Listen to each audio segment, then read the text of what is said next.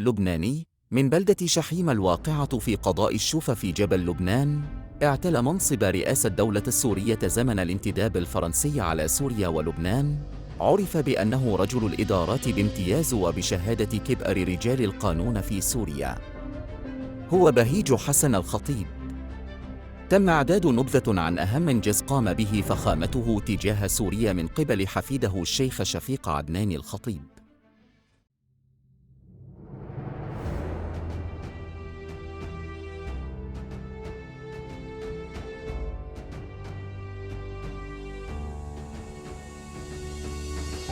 يقول الصحفي توفيق جانا في مقدمة الجزء الثاني من كتابه مجموعة القوانين والقرارات الإدارية للدولة السورية أن بهيج بك الخطيب الذي تولى لاحقاً رئاسة الجمهورية كلفه بإعداد هذا الكتاب ليكون مستنداً للمحمي والموظف والمراجع العادي للدفاع عن حقوقهم حين الحاجة.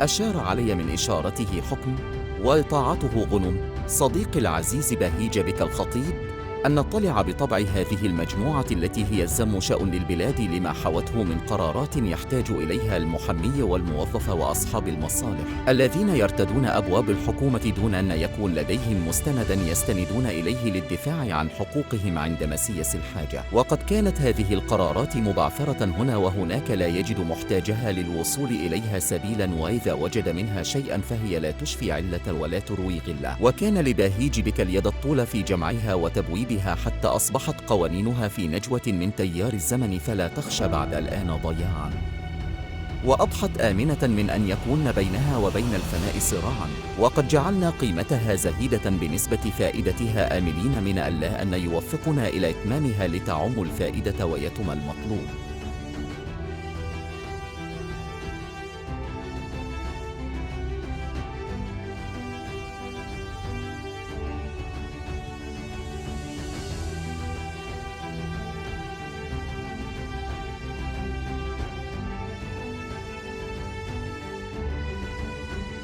إلى عطوفة بهيج بك الخطيب. يصدر هذا الجزء السادس من مجموعة القوانين والقرارات الإدارية وأنت متسلم رئاسة الحكم في هذه البلاد. وقد كانت هذه المجموعة وليدة أفكارك السامية فتعهدتها بترتيب وتبويب حتى أصبحت قبلة كل من انتسب إلى الإدارة والقوانين. وقد صادف طبع هذا الجزء في وقت ارتفع فيه سعر الورق أضعافاً مضاعفة، ولكن أمل في عطفك شجعنا على إنجاز طبعه راجين أن ترمقه بعين عنايتك وتشمله بعطفك شأنك في تشجيع كل ما يمت إلى العلم والقانون.